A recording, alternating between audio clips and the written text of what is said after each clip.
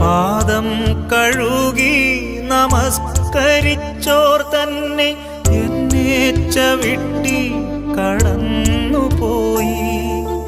ഒരുമിച്ചൊരേ മേശയിൽ പങ്കുചേർന്നവർ ദൂരെ നിന്നെൻ കണ്ണീരാഘോഷിച്ചു.